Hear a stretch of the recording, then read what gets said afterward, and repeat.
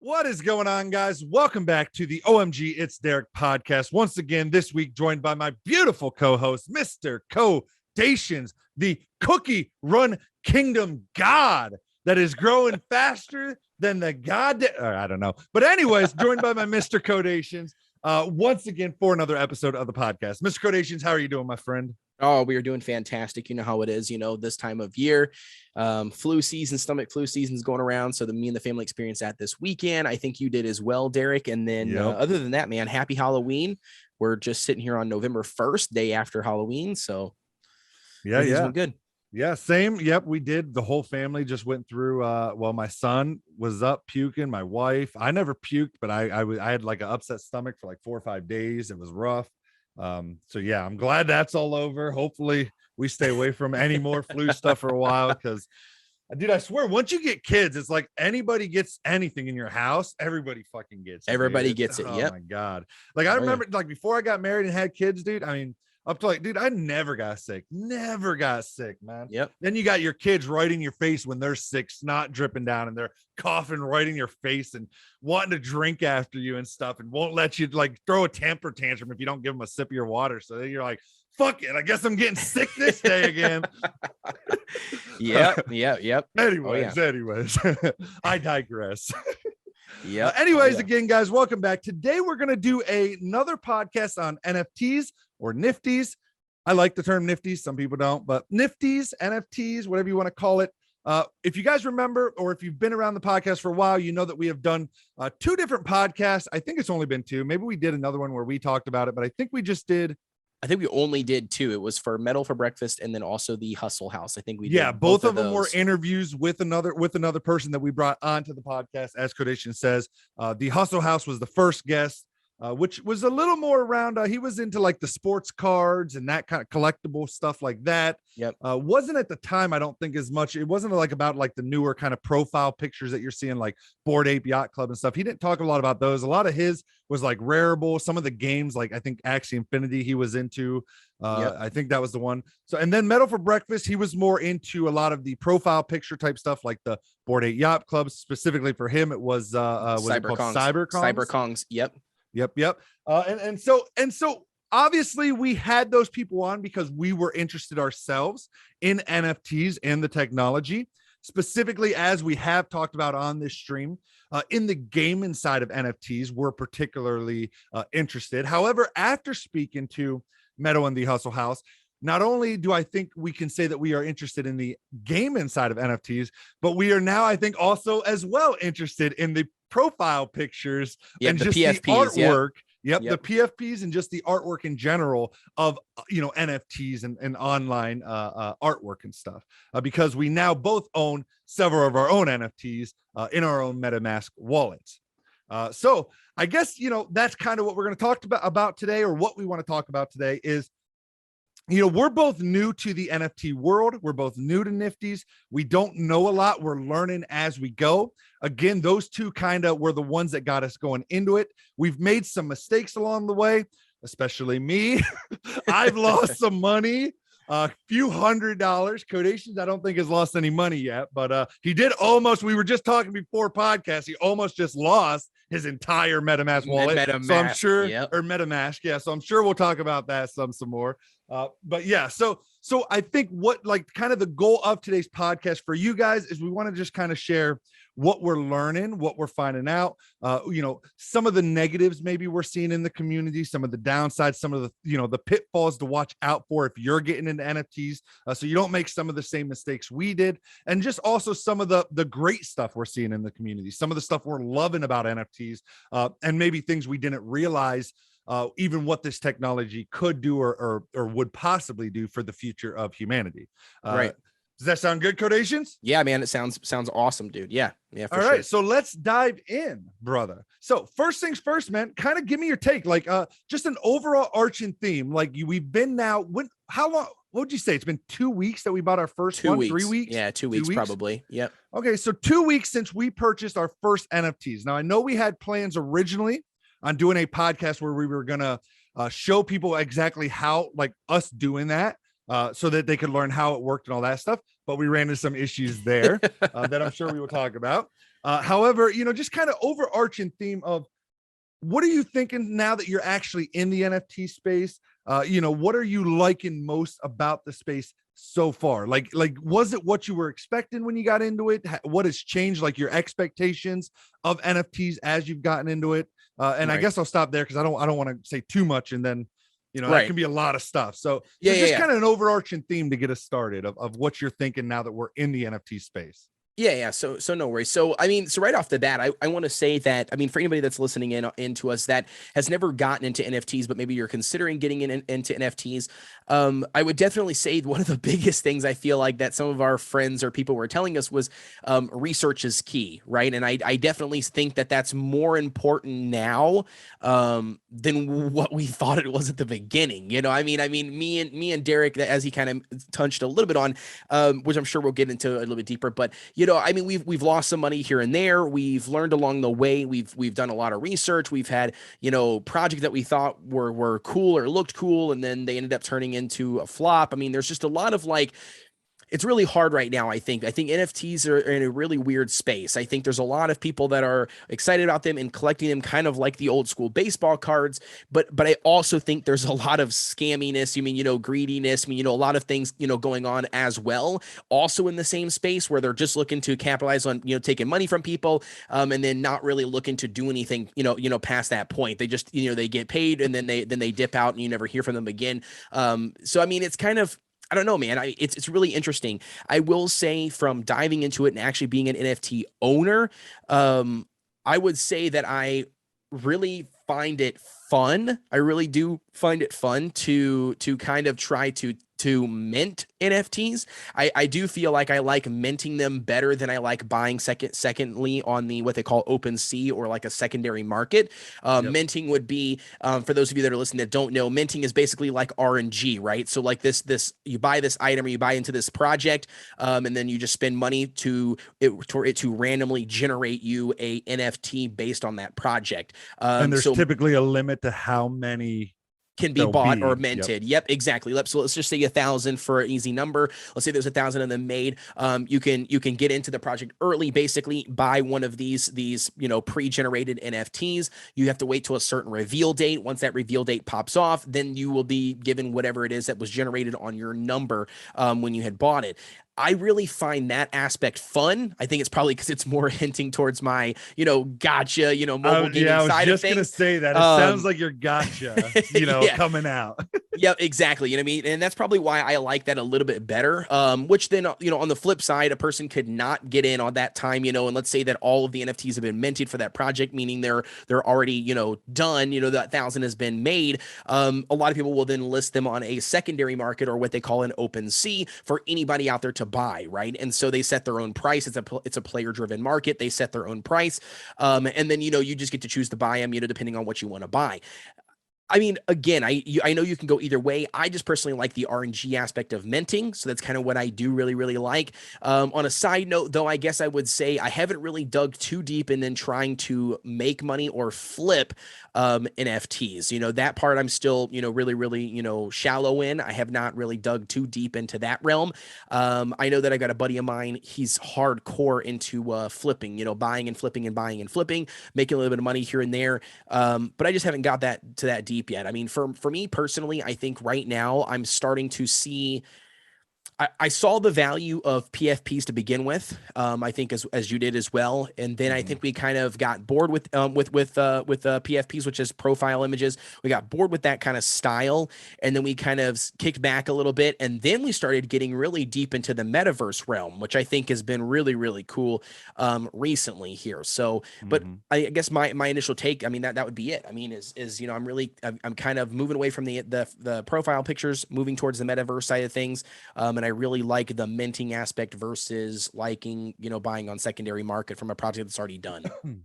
Yeah, that makes sense. And just to kind of give my overview then, or kind of where I'm at with NFTs, now being in it again for only 2 weeks, but you do, I think once you start putting, there's a book called I think it's a book, but it's called Skin in the Game, it's a book about investing. So it's a book on finances, investing, and it's talking about like the difference that happens inside of you when you have skin in the game, meaning when you have money in the game.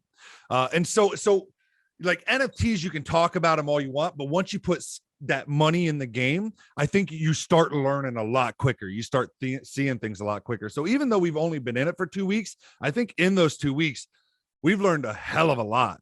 And I will say I'm kind of the same as Codations, which is like when we started off, you know, the rave currently has been these profile pictures, PFPs, as Codations said. You know, that's things like the Cyberkongs, Bored Ape Yacht Club, Crypto Punks, you know, those style of things. Those are what's popular. When NFTs first came out, the very first project, the very first NFT was a project called Crypto Kitties. That was actually a game where you did collect the cats, but you could breed them and produce a new cat and produce new generations of cats. And the game still exists and is going on today. And there are now cats that are generation, you know, 20 or what. I don't actually know the number they're up to, but you know, they have cats, right, you know, that were generation 0. Now they're all the way up to like generation 20. Again, that's not the actual number, but you get my point. So it's been interesting to kind of see that shift from the game into the profile pictures. But what's kind of funny is right as we joined, I think because there was still a couple projects popping off, but now we're starting to see very quickly, like in the last week or so, a lot of PFP projects where people were selling out left and right. They're not even hitting their mint limits. So they might have like, you know, a popular number tends to be around 8,000 to 10,000 of, you know, randomly generated. So what they do for people that don't know, because I know there might be people very new to NFTs. So when we're saying like profile pictures and we're talking about minting them and we're talking about variations, what they do is they select a creature or some kind of person, or they make some type of like an avatar or an animal character. And then you have variations on that style, that character. So for example, with the Bored Ape Yacht Club, obviously all of the profile pictures are pictures of an ape, but the apes have different clothes on, they have different hats on, they have different accessories on, they have different backgrounds, and all of those things have a rarity to them. And the more rare any of those things are that your ape has, potentially the higher value they'll be worth. But like I said, where we were seeing all these 8,000 to 10,000 variation projects selling out these profile pictures, at least from my experience, like we're seeing a lot of them not. And it's funny because if you watch the Discords, you can even tell it's shocking a lot of the NFT creators. Like that, you can tell they're almost shocked that their projects aren't selling out anymore. So I think funny enough that we're actually seeing a shift from the profile pictures back to that metaverse gaming side of it, as you said, or even like to give it another word, a utility aspect, which I think right. If we remember, Metal for Breakfast was touching on and saying that as we kept seeing more of these, it was going to matter more what utility the projects had and not just the artwork of the projects. And he gave an example of Cyberkongs, where if you were an OG holder, so generation 0 of a Cyberkong, those Cyberkongs automatically produce so much banana tokens, which is a cryptocurrency, and they are worth some value. That people can then buy on the secondary marketplace to change up their apes or whatever, their baby apes that were born from those apes, kind of like the Crypto Kitties thing. So they built that utility function into it. And I do think we're going to see that. So similar to you, when I started off, I was buying some of these profile pictures. And I even said to you very quickly, I was like, you know, I'm kind of over these already. Like I bought a couple and I was kind of like, if I see one that I really like, will I still pick it up? Sure. You know, like there's still some projects I'm following that I'm interested in. I've just picked up one called Ether Troopers. You know, but again, that one specifically, it's starting off as a profile picture, but supposedly there's going to be a whole game around it.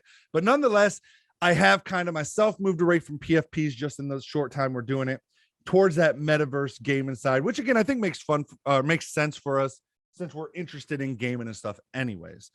So that's kind of where I'm at with NFTs is I'm buying more now of, like, for example, I got into the blockchain cuties blockchain game. And then I got into Blanco's Block Party, which we can, you know, touch on some of these games more as we go into the podcast. But it's just a blockchain game where you play a game or a style of game, whether it's an actual like full-fledged, you know, like there's a launcher and an actual or if it's just like a web-based, like almost like the old school, like you would see Neopets and stuff, like that's kind of more like what blockchain cuties is. Whether, but the difference is you own all the assets. You own all the cuties that you're getting, or all the blancos. You own all the accessories that you get, or NFTs, or at least most of it is. And so you actually own those items and can then sell them, like you said, on a secondary market. And so they're not just profile pictures, but somebody can buy that blanco or that blockchain kitty from the market and then actually use it in their game. So it's a really cool concept. And that's, again, I think, like you said, that's where you're heading. I think that's where I'm heading with it. Like, I know even in the blancos, Codations bought a dead mob blanco, which already, did you see my Discord message? It already sold out and the price is already jumping up on it. So maybe you weren't born for flipping, but maybe you'll get lucky. And there's, because dead mouse. I keep saying dead mall, but everybody says it's dead mouse. But dead mouse is a huge DJ and stuff. So I'm sure people will want that blancos as long as the game continues to do well and stuff well into the future. So yeah, I think that's kind of my overview of where I'm at with them. I'm excited to keep seeing where the space goes. I'm excited to be in the space.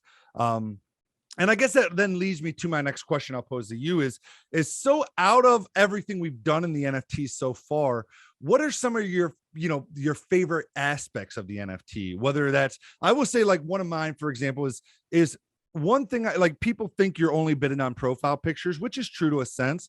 But a lot of times these things do have communities that you can then get involved in, which is really cool. Like, there's a couple of the communities that I've been chatting and stuff, like specifically I bought an NFT called The Floor. I don't think you ended up purchasing one of those ones. No, I didn't. But in that community, for whatever reason, I like the people. I like the vibe of the community. So I ended up, in their Discord. I'm always chatting in there now. People are like, know me in there. People are talking to me more. I'm making friends through the group. And I think there's power in that, especially if your project blows up and you have big whales in your project, like you do with Bored Ape Yacht Club or CryptoPunks or any of those that explode and take off. I think those communities can be very, very valuable, honestly. Oh yeah, no, I would agree with you. I would agree with you there. I mean, I think the communities are definitely one of the biggest strong points, for NFT projects right now, because like you said, I mean, you never know what that community can, output for yourself or what benefit it can provide, you or provide others, which is really, really good. I mean, I honestly, I don't know. I mean, it's a hard question for me when it comes to NFT, what my favorite part of it is.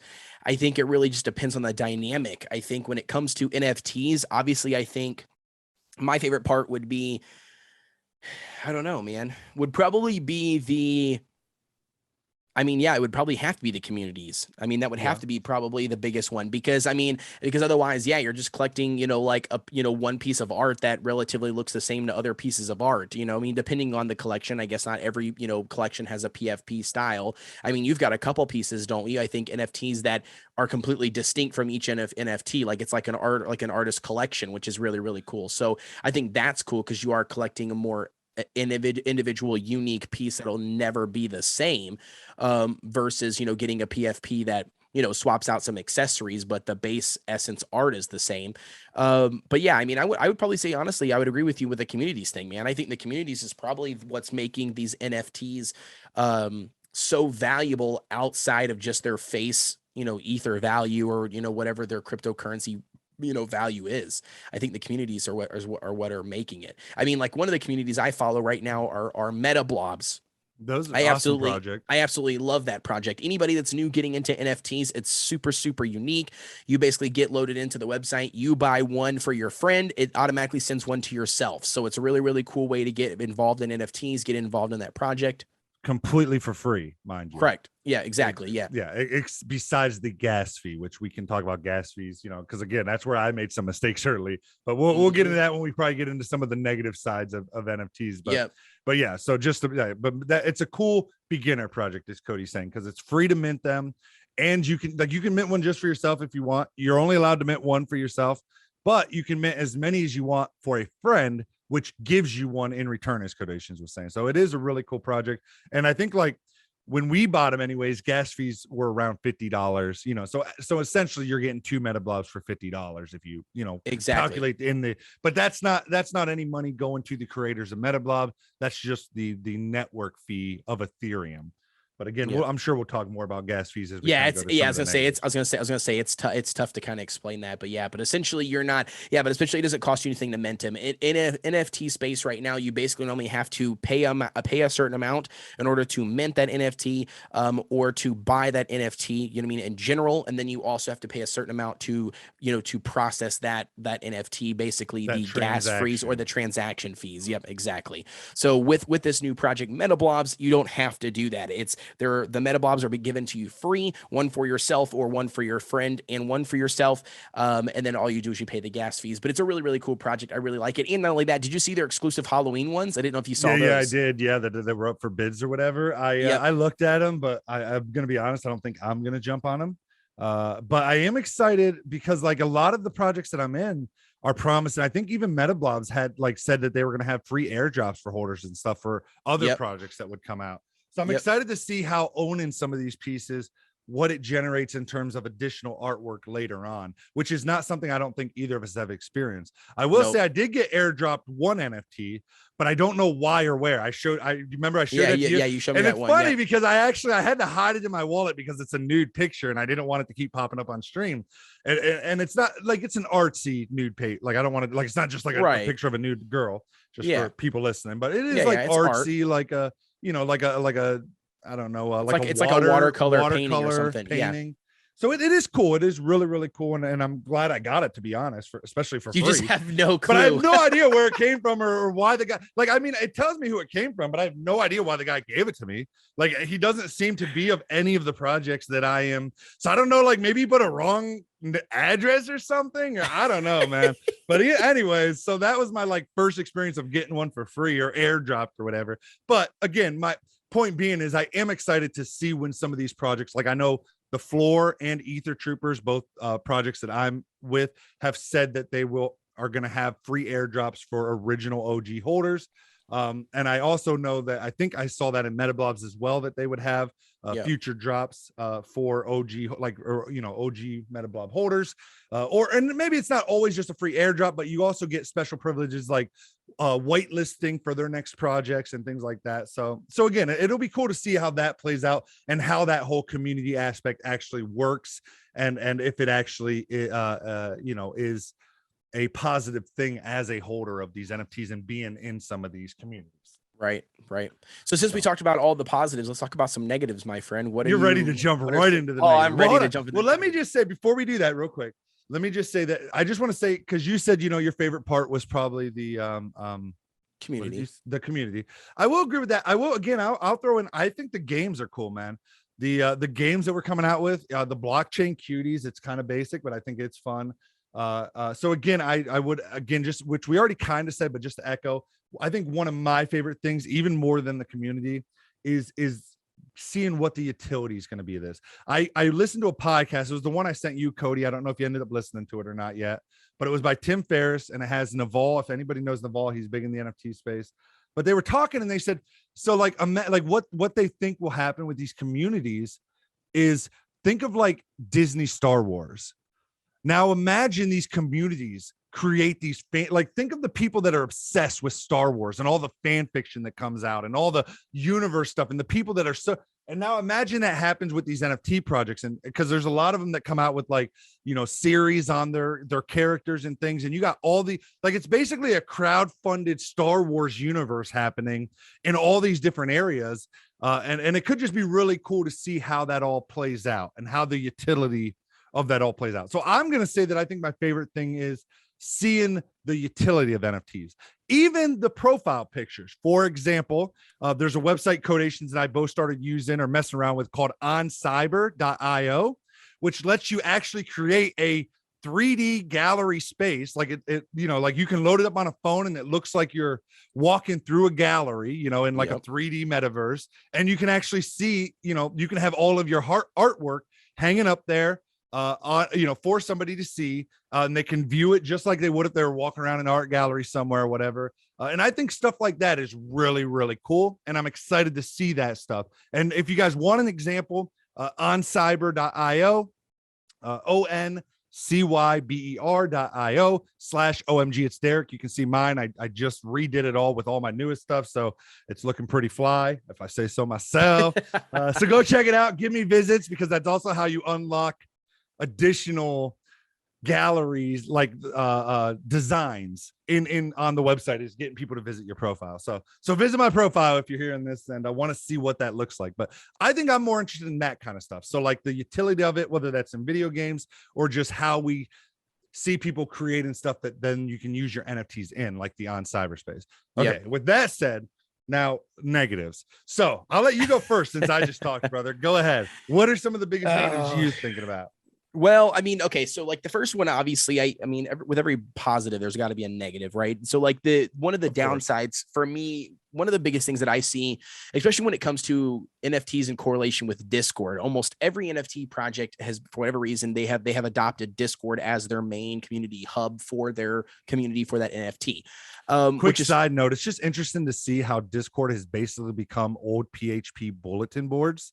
Like the old, do you remember the old, like, and you would have like topics that you go in and you can talk to people, and then threads, and like that's basically what Discords are nowadays. You have the different tabs you can go to, and then people are chatting in each of those things. I mean, it's more real time, but it's just interesting to see that how it kind of evolved to that, and they're basically like giant message boards in real time now. But anyway, basically, exactly, and so basically they've adapted Discord to do that, and then essentially one of the biggest drawbacks is, like we already mentioned a little bit earlier, is that a lot of the NFT space is also being plagued right now with scams. I mean, that's just, it is what it is. I mean, you're getting hit with scams left and right, and essentially there's no way to really narrow it down or control it. I mean, that seems to be, feasible anyway. I mean, you've got, you join Discord, right? Because you bought an NFT, right? So you join that NFT's Discord, or maybe you're just following a project, right? You don't own one of them yet, but you want to just scope them out. You want to check out the community, you want to see what's going on.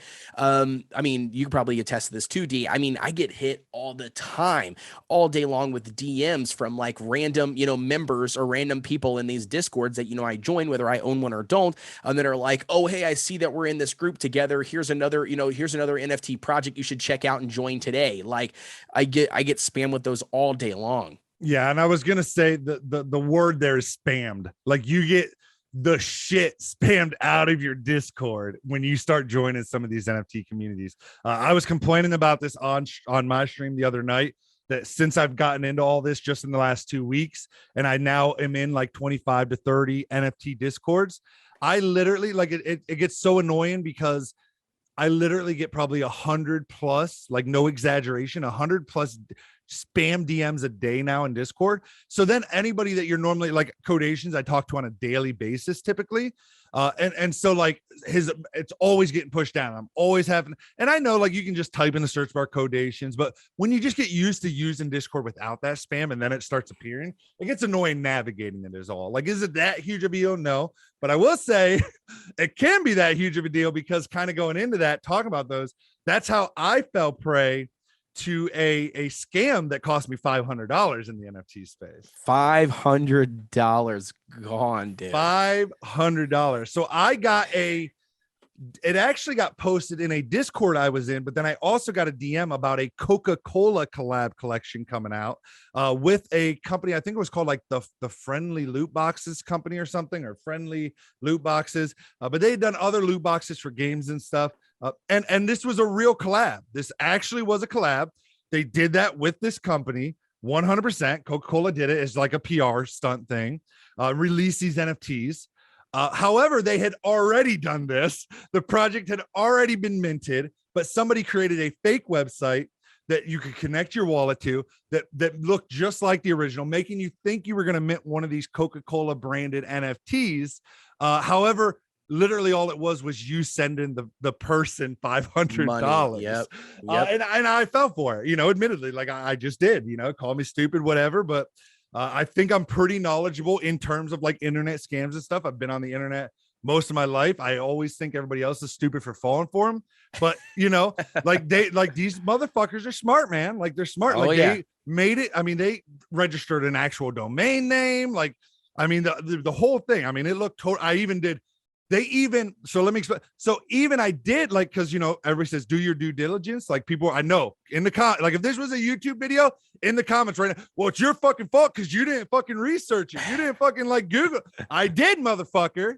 I did, you asshole. And let me tell you, they actually went through on tons of websites and got PR mentions backing up that they were the website selling these. Now, obviously all those things were scams. And those individual websites, they probably didn't know. They probably get hundreds of requests for people to want to lift their NFT projects or whatever. But there was literally hundreds of websites like confirming this project that ended up being a scam. So right. Again, I did like, that's how crazy it can get. And I do think like talking about the whole scamming nature of the NFTs and stuff, when Codations and I first started talking about it, I was kind of like, like even when I lost $500, Cody's like, are you mad? I'm like, not really. I've already been around for the beginning of the cryptocurrency stage. And even now, there's still a lot of cryptocurrency scams that you see on Twitter. Like you'll see like Elon Musk will post something and then you'll see an account that looks like Elon Musk being like, oh, if you send, 25 Bitcoin here, you can be entered a drawing that gives you 5,000 or whatever. And I don't know how many people actually fall for those, but I'm just saying that's kind of, and I don't know if it's just because it's an online thing, because you've always had scams in I've always said, like when you have new technologies or new things, it's always a little scammy at first. There's like the scammers like to hang out in that shit because there's not a lot of regulations.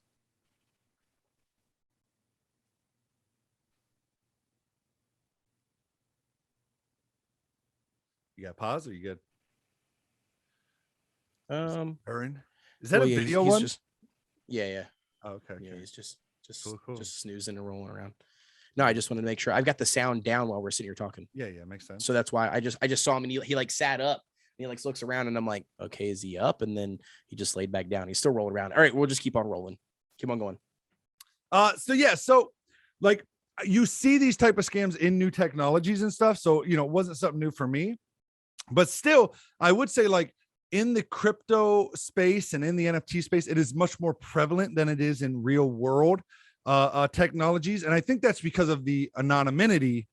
Did I say that correctly, that word? But I think it's because of the anonymity of people on the internet. It's so easy to hide who you are, especially with cryptocurrency, because its biggest strength is also one of its biggest weaknesses, in that you can be completely anonymous on the blockchain or in the NFT space. Right. And not only that, once something is transferred to one of those wallets, it's gone. There's nobody that can reverse it. There is no governance. So basically once you send that $500 to them, for that fake NFT, it's gone. You can't call up, you can't call up the cops or the officer, or call up somebody up and be like, hey, this is a like there's nothing you can do about it. You can't get that $500 back, and that's, like you said, it's its weakness, but also it's great, its greatest thing. So I guess it's a catch-22. Again, man, I personally haven't lost any money yet currently in the NFT space. I mean, I've also been very, very leery for, just picking up different things, but that's also not because hold on. This guy says very leery. And then I start playing a blockchain game called Blankos. I'm playing it on stream. Okay. He's not even, hold on. That's different. He's not even watching my stream. He's just listening and chatting with me because, he's at work or whatever. And he's not even played it yet, but he's like, oh, this is a cool game. It's dope. And I'm like, I know, dude, you should check it out. Hasn't even, later that night, I get a text, yo, I bought the Dead Mouse Blanco for, what was it, $350 for that Blanco? Yeah. And I'm like, dude, you ain't even playing the game yet. Like, you haven't even loaded it. So, but anyway, I'm just joking. But go ahead. No, but I get what you're saying. But for me, like, I don't know, man. Like I said, it wasn't so much like I'm being leery. It's more of less the things like I've never really been a big investor. Do you know what I mean? Yeah. So I think that's also part of it too. That kind of drives me not to really just dump money into it or really just take a leap on some of this stuff. So with that being said, the flip side, I guess, would be, going towards the whole metaverse thing. I don't know, man. Ever since I've played Roblox with you on stream, like, I don't know, dude, I've been sold on this metaverse, man. I have been absolutely sold on this metaverse. I don't know what it is, but I could easily see it being a thing. You know what I mean? Like, 5 years down the road, 10 years down the road, where games coming out will just be a new game mode on the metaverse. It'll be just a new world. You know what I mean? Like, put out there that you can then jump your avatar from one game to another game to another game. And I don't know, man, I think it's freaking awesome. Like I really do. Yep. I really, agree really do. 100%. I think, I don't know. I think it's gonna be cool. But I mean, speaking back on the negatives, I mean, I guess the first one obviously would be that spam. I think spam is actually is a massive thing for Discord. Obviously, we've got these scams out there as well. On top of that, something like you just ran across with those websites or different scam stuff there.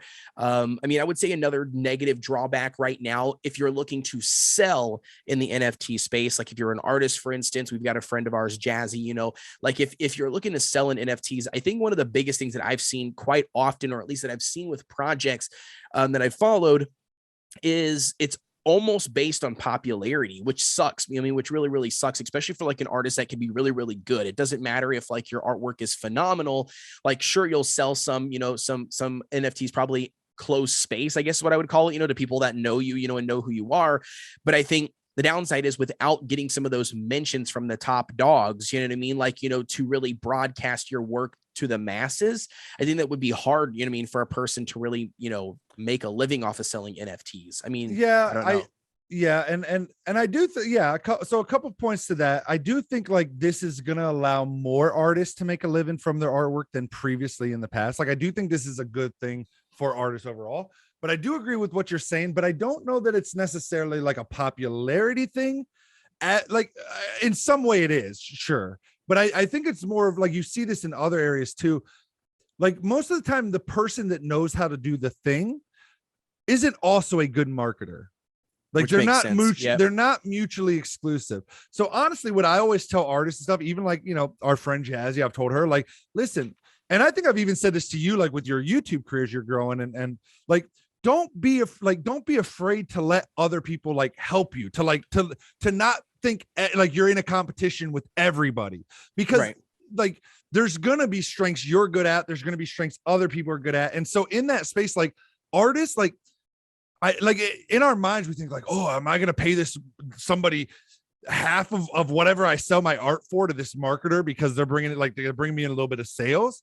And like the answer is yes, because it's going to be a lot better to make $250,000 in a year and get 125,000 of that than to get $5,000 through the whole year because you suck at marketing. Yeah, true. You know, so that's like always been my look at it. So, but I do agree that like right now, especially again in that PFP space, like a lot of the projects that end up blowing up, that end up being the ones that are worth a lot of money and stuff, are ones that like the current bigger ones like Bored Ape Yacht Club, and those guys, you know, they recommend to all their followers and stuff. You know, so yeah, I agree with that 100%. I do also think some of it is just that normally the people that know how to do the thing aren't very good at marketing because they always are focused on doing the thing. Yeah, which makes sense. Yeah, which makes sense. And I didn't think about it that way, but you're 100% right. I mean, that is the way it is. Yeah, I mean, you don't, you know, we own a car, but we go to a mechanic to fix our car. It's not that we can't fix the car ourselves. We could, do you know what I mean? It's just we don't have the knowledge to know how to do it, or at least efficiently. So it's like, are we going to have our car sitting on blocks for 2 months and we don't have a car to drive because we're going to be too good, you know, to take it to somebody else? Or do we take it to a mechanic, you know, who they specialize in that we have our car back in 2 days? So, I mean, I guess I get what you're saying. The same mentality goes into play. I'm an artist, I'm not a popularity, you know, because marketing partially is making connections and making friends and then becoming friends. So, I mean, there is that aspect to it as well. So not, you know, not that I was trying to say it isn't right. Or you have the person who skips that completely, do you know what I mean? And you know, and they jump straight into, like you said, you know, their friend of their friend, you know, who they know comes with a project, and it might not be the best of the best art, but then somebody's going to be you know, a board, for instance, an ape automatically mentions it, then boom, on their Twitter, and then that project blows up just because they mention it. It has nothing to do with marketing. So I do get what you're saying. I mean, it plays both realms, but I mean, now go ahead. I was just going to say, and I think and I think that's why I also moved to like, and I was trying to find, like, I don't know if you can see me glancing off, but I was trying to find the website that I've been buying all of those like one of one NFTs. But like, I know like Foundation is an example. So there's a website called foundation.app, APP. That's the URL. And what it is it's more of like a high end one of one, like you go on, you can buy high end artwork. You know, the prices are going to be much higher than what you're going to find, like if you're trying to mint, or like, for example, I'm looking now and like some on the homepage, like they're going, like, I don't see any of these for like less than 1 Ethereum, which means none of these art pieces are costing less than, you know, 36,000. right now, what 4,300 Ethereum's up to. So Gotcha. $4,300. However, I found another site, but I must not have bookmarked it, where I was buying a lot of those 101s and actually getting them for a good price. I had to set up a different wallet. It's not through MetaMask. It's on a different blockchain.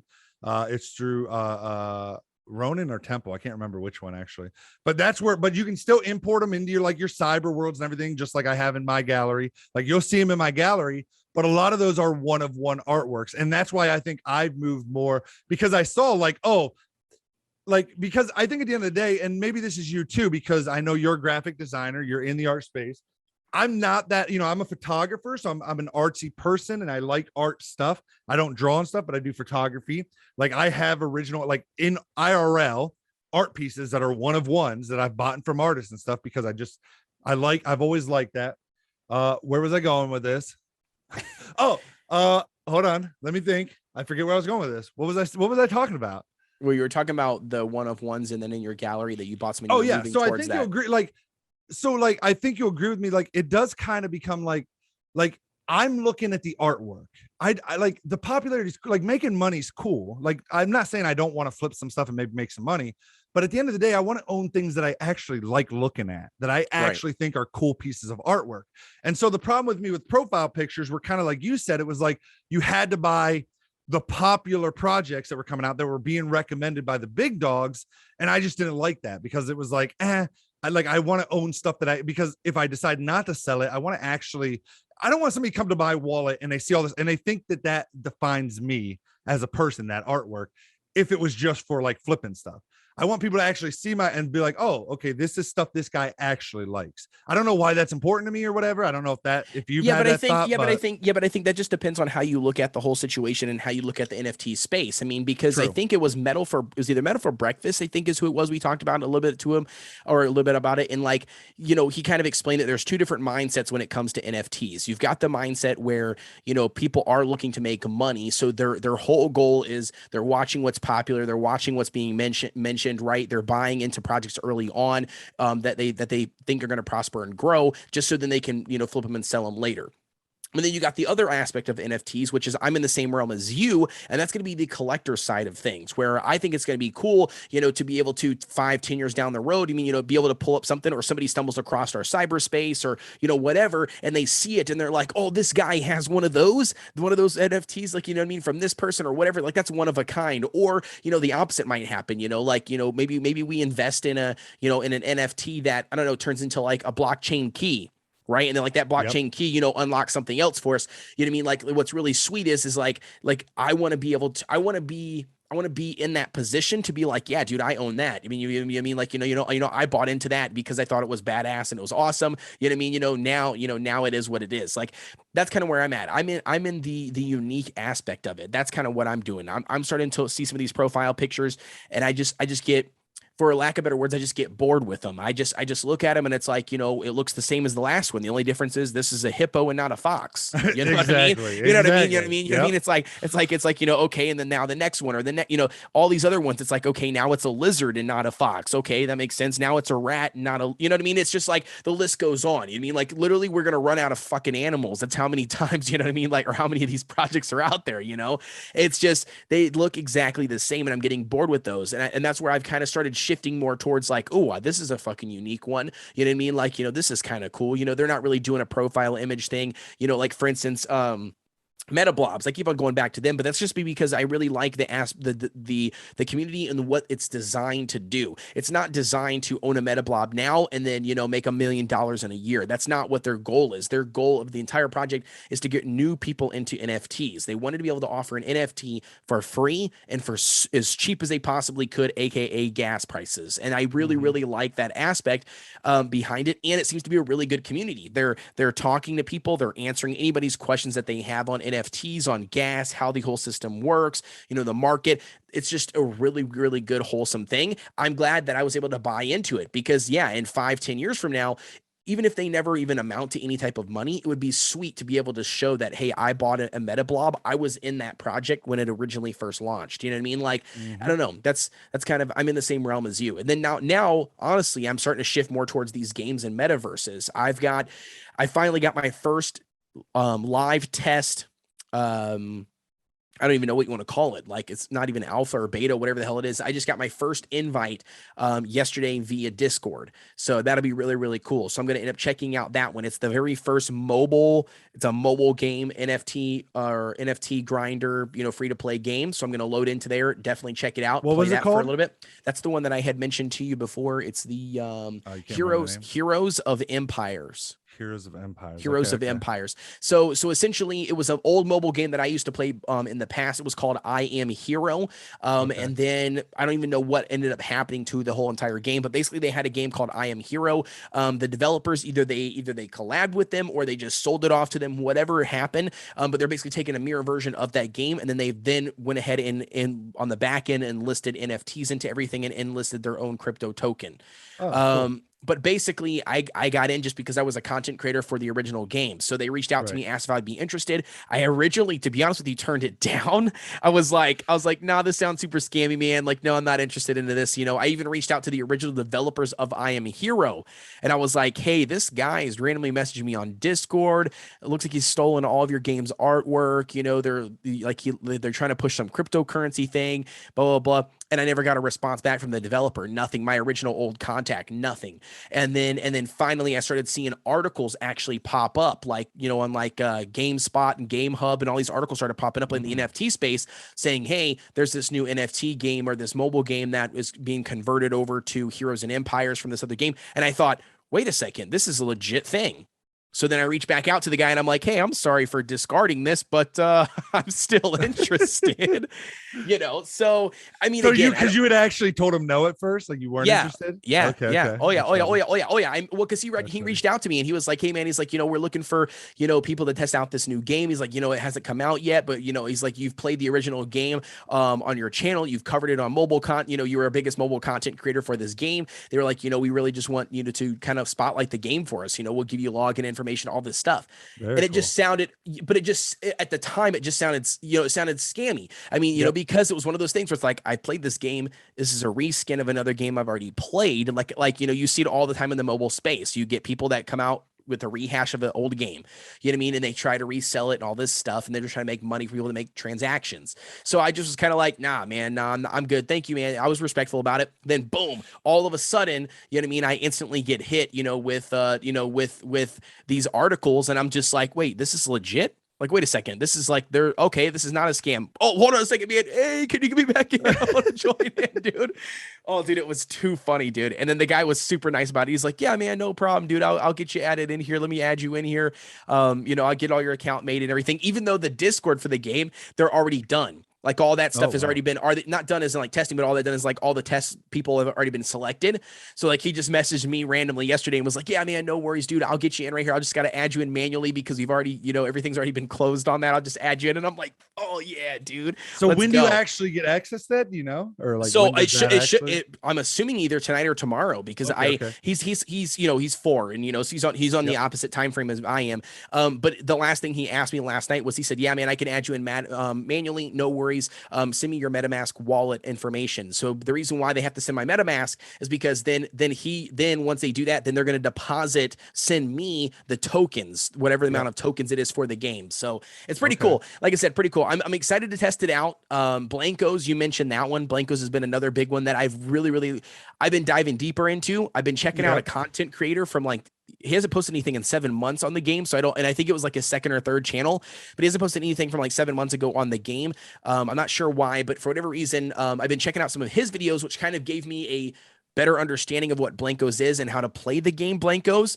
that the one you sent me? I think. Yeah. The starter guide. Yep. The starter guide. Yep. Which I thought was really, really cool. So he kind of broke all that stuff down. Yeah. So I think just a real quick jump in here. I think what happened in that game, like from just me playing it now for a while and diving in as well. I've been in their Discord and stuff. Is it looks like they came out with like a pre-alpha build, which is when that guy did it. And then it looks like they basically shut down the entire game almost like in a sense and redid everything in the game and relaunched it as I think when they first launched it, it was like a very, very rudimentarily built game. So now they're actually in like an alpha stage. And so like, it is still very limited. Like, like there's only 4 different game modes right now. There's races where you're racing against other people, like an obstacle course to see who can finish first. There's FPS maps where you're shooting people, like you're running around as your Blankos shooting people. There's ones where you got to just collect the most, like there's these things called vibes, which are little lightning bolts. You got to see who can collect the most of them in a time limit. And then there's one other one. I can't remember off the top of my head what the other one is, but and that's the only 4 game types. So I don't like, so it looks like though they had all of that in the original. So it looks like a lot of people that were in the game fell off because there hasn't been a lot added, but I think there hasn't been a lot added because it looks like they redid basically the entire back end of the game. So I'm hoping now we'll start seeing some other, like, because you think of a game like I think for a game like Blankos to work or to be super popular, like really mainstream, they got to have way more game modes like Roblox does, because in a sense it is almost like a Roblox game. You're in a metaverse, you're in this kind of world that's called the Junction. And then you dive into these different game modes and play these games with people. But you're always kind of in this junction area, hanging out with people, like this lobby or this metaverse. And then you're diving into the games and stuff. So I do think they're going to have to add more of that. I'm excited to see, but I am also excited for that game because it's one of the most well-polished games I've seen. The music in it's phenomenal. It seems, I checked for copyright. From my understanding, it's all original score music.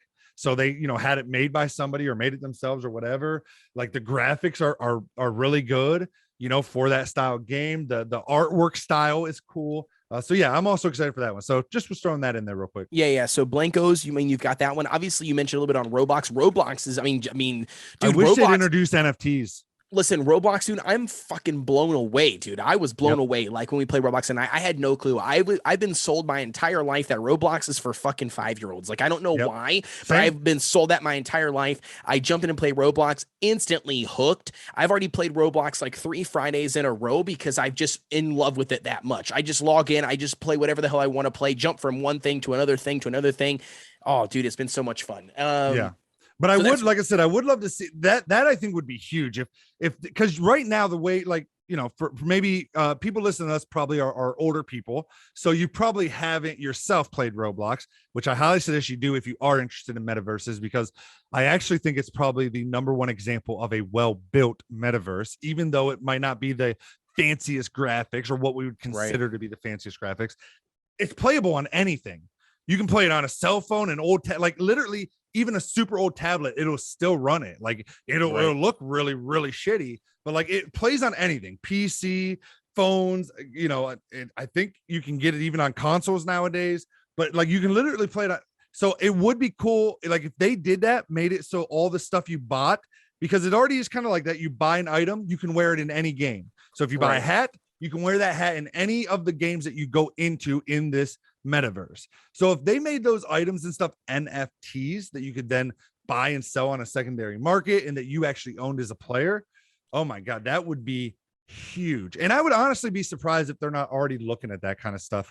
Oh, personally. I'm sure. I'm sure they are. I'm sure they are. I mean, it's, I forget who is it that owns Roblox? Is it? I can't remember who it is. I don't remember it either, to be completely honest. Roblox.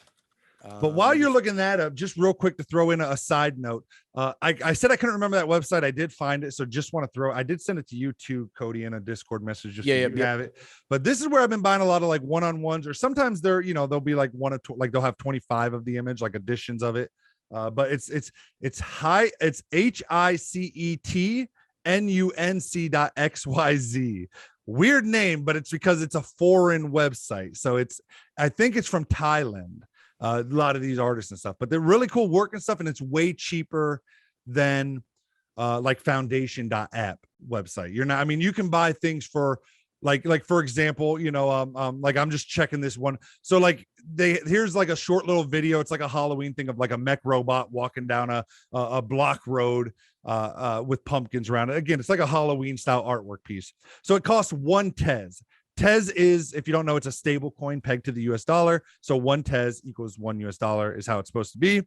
So you can literally buy this piece. There's 400 editions. So it's not a one of one. 400 people will own this piece of artwork, but there are some that are one of one. But just to show the price difference, instead of spending $4,300 minimum on an art piece, you can pay $1 plus the fees or whatever, whatever the TES is. I think it's $1 a piece, but maybe it's not. I don't know. But anyways, you can buy like the art piece for a couple dollars versus, a couple thousand. So anyways, just throwing that back out there. And there's really cool pieces on there. Really cool pieces. Yeah, no worries. Essentially going back to the Roblox thing. Yeah, I mean, it's just Roblox. It's Roblox Corporation. So David is his name. But they're developers, publishers, and owners. But speaking back to the platforms, dude, they're on everything. They're on PC, iOS, Mac, Windows, Android, Xbox One. They literally have every single thing besides something like PlayStation, essentially. Yeah. Everything else, it's on every other platform, which is huge. They already have their virtual Robux. Currency. If they just would happen to turn that into a freaking cryptocurrency, you know what I mean? Like it could easily, dude. I think it'd be crazy to think that they are not thinking about it. There's got to be some sort of 100%. I think the thing is with these bigger games is it just doesn't make sense for them yet because of one reason: money. So, for example, if you were like, let's say Roblox was to do that, they're instantly going to make less money as a company because people are going to start buying some items off other players and that player's going to get the money. Now they could maybe charge, like a lot of these games are charging like a 3 or 4%. Like Blankos, I think is a 3% transaction fee. So every time there's a transaction, the developers of Blankos get a 3% cut, but that's a lot different than getting 100% cut. Right. That we see. True. So I think that's why we're seeing all of these games being built by new developers, because they're newer, younger developers that maybe haven't been able to get into the main industry because of the competition or whatever. So they're using, kind of like artists, like NFT artists that are exploding. They've probably been artists for years in the real world, couldn't sell their art. They come into the NFT space. It's new. They blow up. So I think that's where, we're getting a lot of those type of developers in.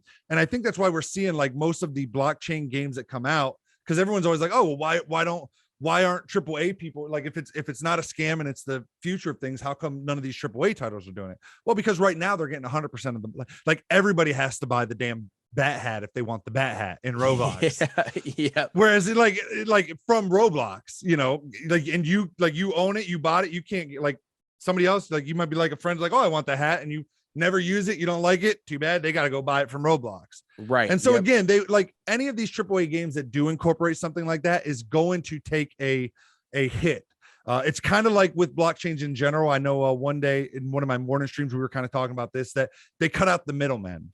Yep. Well, middlemen are going to hold on as long as they can. So I think it won't come until it comes to a point where these other games start becoming more and more popular, because I think they will, because people will realize they want to own their own assets. And as they do and player bases start dropping in other games, they're going to be forced to come over to that technology. I don't know the right word, but like they're going to be forced to do that. So I think I think it'll be a while before we see games like Roblox and stuff do that.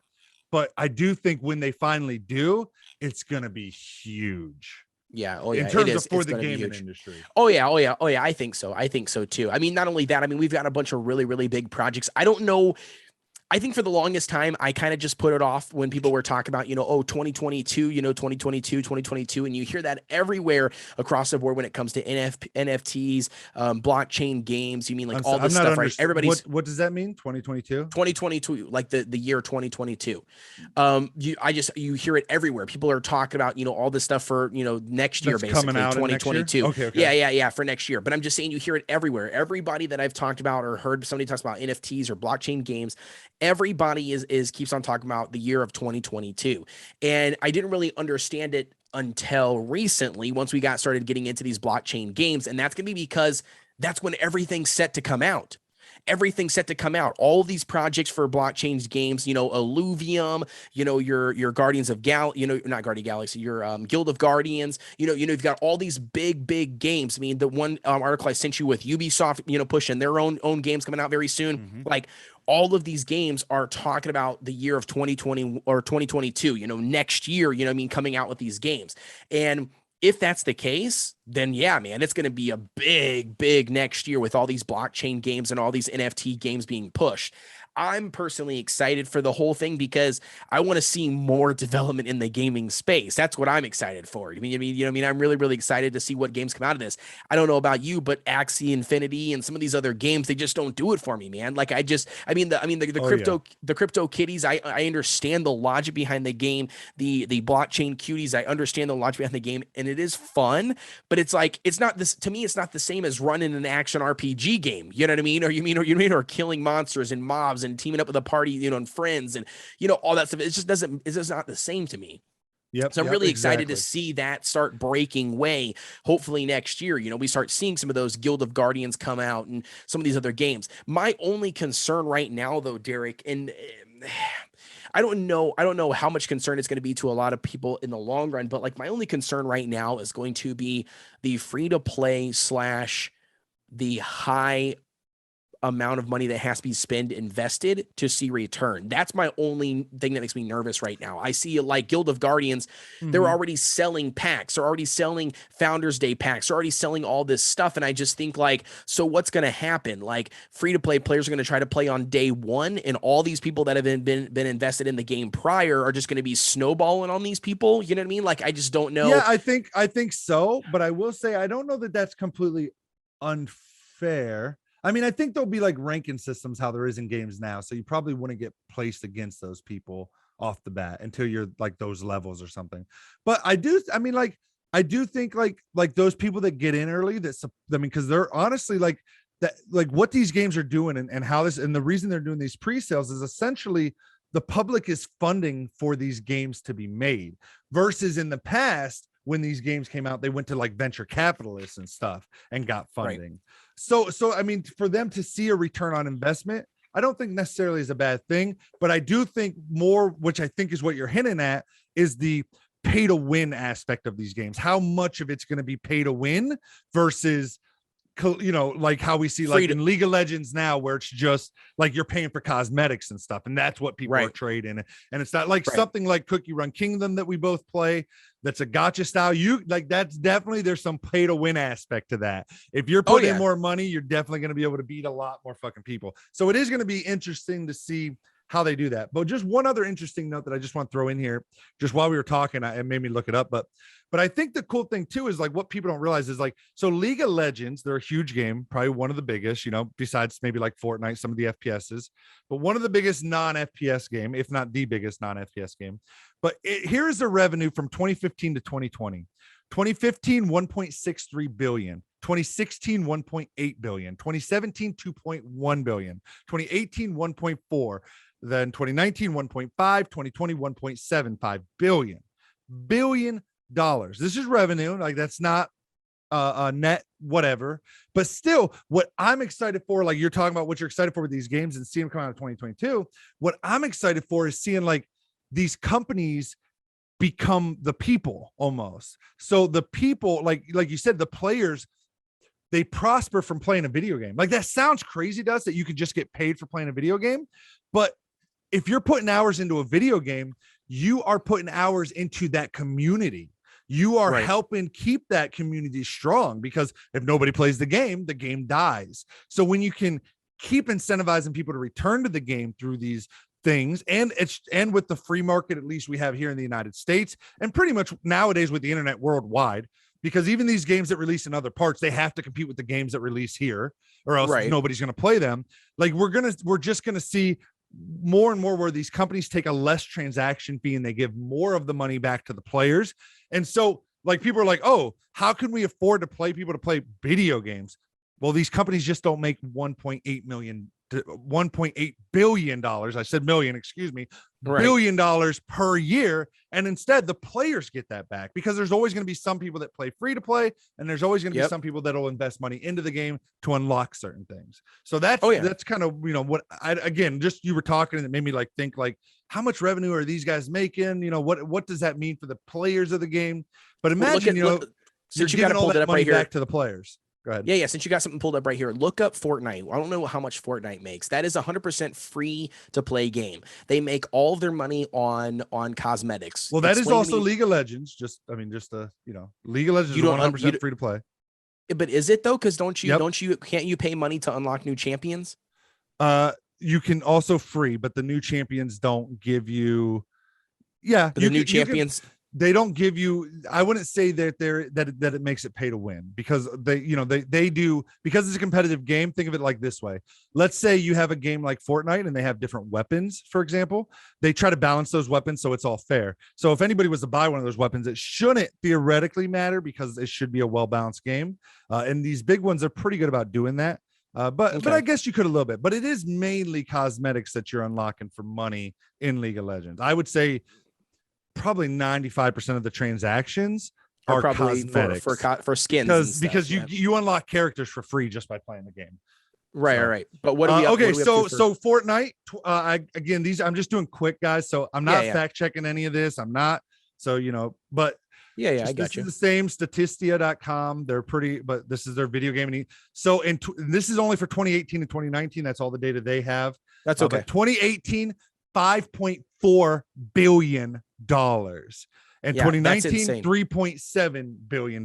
Yeah. Now, okay. So 2020 might be like, they might be going down a bit as the popularity dies, but yeah, that's crazy. I mean, like, people don't understand how much $1 billion is, and you're talking about $5 billion. But do you know what's absolutely crazy about this, right? Do you know what's crazy about this? Do you know if me and you were talking, had the same conversation 10 years ago, let's say 10 years ago, might need to be longer than that. Let's say 15. Let's say we're having this conversation that time ago. Do you know people would have thought it was crazy to give a full game for free, to not charge a price for it and then charge for cosmetics? They would have laughed, and they would have said, nobody's going to pay for a skin in the game to look different. And that's what's crazy. They like did. Nowadays, if you remember, the first games that did it were CS:GO and what is it called? Team Fortress 2?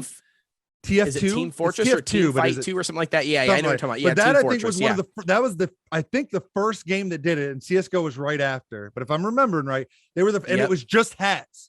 It was just, you could buy hats for your characters, and everybody was like, this is the stupidest thing in the world, blah, blah, blah, blah, blah. And they made buku dollars off of just selling hats, and literally overnight the entire industry went, this is not stupid.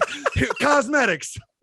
Cosmetics, but isn't that weird though? It's so weird, dude. It's so weird. So like, but taking that same logic, do you know what I mean? And then applying it to these NFT space, the crypto space, like applying that to these blockchain games, it makes 100% sense. I mean, like, they could come out with a fully functional, free to play, polished game, you know what I mean? And then sell these NFTs, or sell these cosmetics, things. But instead, like you said, instead of it being something that you just own and only Derek owns, and you spent the money or whatever, you grinded out this item, you can now then sell that bat hat to another player whenever you want to. If you decide you don't want that one, or they've got a rainbow hat that you want, you can swap that out for something different. You know what I mean? But it's not even buying or selling, it's also trading. Right. Exactly. Right. You know what I mean? That's what I'm saying. Like that to me is where it's at. I just, like I said, my biggest concern, kind of circling back to what I was saying, one of my biggest concerns is just, I'm really curious to find out how much pay to win or how much free to win or free to play are going to be in some of these games, and like I said, because there are, these founder packs, because there are these day one, investors, I understand they needed to get some sort of return on investment. I'm all for that. But I also want to make sure that, are these games only going to be, a private, a private sector, are they not going to take over these, the gaming industry, because it costs you, more than $60 of a normal price of a game to get invested to even become, competitive, Sure. And to give an example of that. So one of the games I play, Blockchain Cuties, the first people that got into it. So the Gen Zero, Blockchain Cuties, not ones that are bred and then they're made Gen Zero, but the original Gen Zero, They all have a +2 power buff built into them that none of the other cuties have. So just by owning those original Gen Zeros, which you can buy, but still, like, again, that's kind of pay to win. You're always going to have a stronger cutie than anybody else can probably build in the game, because you always have a +2 additional power, because it's a Gen Zero unique blockchain cutie. So yeah, there's definitely, we're going to see that. But I think that's where I was saying that eventually, I think we'll see that a lot. Like Axie Infinity, I think it's very much like that. I think it is 100%. A lot of those games. But what I will say is, I think, just like I was saying earlier, that what we'll see is, as more of these games come out in 2022, they'll kind of be, again, I hate to use the word, but it is almost scammy, man. Like, and I don't know why they lean towards that. I don't know that it's all these game developers trying to be scammy. I think they're just trying to get their games produced and trying to incentivize people to invest in them. But anyways, nonetheless, I think what's going to happen is as these come out more and more, then they're going to have to compete with the free market. People are going to gravitate to the games that are most fair and most fun. I mean, it's going to be a common, not just most. I mean, if it's the most fair game, but it sucks balls, no one's going to play it. But I think we're just going to see that. But I do agree with you that early on, I think there will be a lot of pay to win in these games. Oh yeah, there are. They're going to be for sure. For sure. Yep. I agree. Yeah. So I don't know. That's kind of where I'm at with the NFT space. I mean, I'm enjoying it a lot, man. You know, when we talked with people about it, with Metal and with the Hustle House and me and you talking back and forth, like we just kind of did it. And then it was like, we finally decided to just buckle down and get our first NFT. Like I said, originally we were going to do we even recorded a podcast like we're sitting here doing right now. We recorded Derek losing money. Yeah. Which I guess I can explain that too. You can lose. We could have. Well, next thing you look up gas fees and understand gas fees before you buy an NFT. Because if you try to save money on gas fees, you could very well just lose the entire transaction and all the money you put into that transaction. I'll leave it at that. Look it up for yourself. But anyways, once I bought that first one, I became instantly hooked, man. I am hooked in this space. I love this space. I didn't buy into it right away. I don't know why. Because I do, again, in real life, I collect one-of-one pieces. I also have, you know, stuff from Costco or Sam's Club or Target or wherever, but I also collect one-of-one pieces. So I don't know why I didn't get into it earlier, but now that I have, I'm super bought in. I think it's great overall for the gaming community. I think it's great for artists overall. I'm excited to see where it goes. And I like that everybody always said cryptocurrencies needed use cases for spending money. Well, at least now we have one. Like everybody's spending cryptocurrencies to buy these NFTs and stuff. And if they get adapted into games and stuff, we're just going to see that more and more. I don't know, man. It's interesting. I'm still waiting for the day like the FTC in the United States steps in and bans all this stuff from us and see how that goes. Because there is still always that. But I'm almost like, is it to the point now where it's just too big for any of these governments to actually do anything about it? And internet money's here to stay. But that'll be another discussion of another time. But yeah, I don't know. So I'm just super excited to see where it goes. I'm enjoying the space. I don't know. Is there anything else you want to touch on, or maybe we can start kind of wrapping it up? Or? I think this is pretty good. I mean, I think we just got a good, understanding of NFTs, what our experience is at this point in time. Obviously we're going to do some additional podcasts in the future, kind of correlating back to NFTs, kind of explaining, where we are at that point. I know we want to have Metal back on the podcast. We're going to keep bugging him every day. Not every day. I know. I'm going to keep on bugging him until he gets his ass back here. Like, come on, man. Come on. Join the thing again. And I'm saying this now because, who knows, maybe he starts listening to our podcast since he was on. Maybe you'll hear this. Metal, come back on, man. Now that we know more and we understand more, like we're not so greenhorn, I think it'll be a much more interesting conversation. So we'd love to have you back on, man. But not only that, I just want to pick his brain. That's what it is. I just want to pick his brain. Now that we know more about the space, it's a lot easier to have those intellectual conversations about the topic because right off the bat, we don't know a whole lot about it. So it'd be nice to have that. So 100%. So also, if there's anybody else you guys would love to see us have on the podcast, maybe tag us on Twitter. I'm at OMG_it's_Derek. If you just go to my website, you can find all my social links, omgitsderek.com. But tag me, Codations, on Twitter. He's at Codations, codations.com for all of his stuff. And tag the other person as well. And, tell them like, hey, we think you should be on this podcast. It'll be a lot of fun. Might help us get some other guests on. So I am always actively looking. So again, if you have a suggestion, please let me know. Again, I am super excited for the space. I'm super excited to see where it goes. As Codation says, we will continue, I'm sure, here and there, be talking about NFTs because I think it's something that we both are now passionate about. But yeah, I am looking forward to 2022, which is only 2 months away. And start seeing, I know like even the Illivium game that you mentioned, they just released, did you see the gameplay trailer they released the other day? I think I sent it to you in Discord, but they released their first gameplay trailer, which is very much like Team Fight Tactics, which is by Riot Games, League of Legends. It's very much that style. But it also does look like there's some like in world where you're actually going and collecting these creatures aspect to it. So, which I don't think many people knew about before. I think people just thought it was a turn-based auto battler. Team Fight Tactics. So it'll be interesting. It'll be interesting to see what happens there too, It's a big one. That's a big one. Yep, in that area. For sure. And Guild of Guardians, like you said, I think is a big one. Blockchain Cuties, super dope. I love the dev team. They're smaller. They're very similar to Crypto Kitties. So if you miss Crypto Kitties and you want like another game that's similar to that, that's fun, that isn't going to cost you an arm and a leg to get into, that also works on 5 different blockchains, so you don't have to use Ethereum and pay those crazy gas prices that we're currently experiencing. You can use like I'm using the Tron blockchain. I think Cody's using the Neo or the EOS. Blockchain. EOS blockchain. Yeah. So lots of cool projects. Any other games that you just want to mention? People check out. I would say the only thing, Blankos. The only thing that I'd probably close out with would be if you're buying your first NFT, you don't know, check out Meta Blobs. Yes, very 100%. Cool. It's for PFP project. It's cool. Very cool. Very dope community. Again, it seems like just artists trying to give back to the NFT space. So super, super dope. All right. Before we jump off here officially and Codations, let people know where they can find you. Always to reach out to you, all of that stuff. Yep, I was going to say always codations.com. You can find all of my links there. You can find all of my socials, anything you need. Otherwise, on all of the social platforms, you can do the / or the @ Codations, and you can pull me up. So, and then I got my Discord link, which is probably my most, I don't even want to say most active social media. And then I would say Twitter's right after that. So @Codations. All right. Awesome. And for me, as always, you can I have a website, omgitsderek.com. You go there, you can find my link to anything except for like my OpenSea, which actually I'm going to add. That's on my to-do list to add it on there. I'm actually going to put an OpenSea link there too, so people can view my wallet. Because again, I think it's fun to show the things you got as well, because I do sometimes find, like, I think I've started finding some unique one-of-one pieces that are super dope. So I love showing them off. So, all right. Cool. Well, thank you so much as always, Codations, for joining me for another episode of the OMG It's Derek podcast.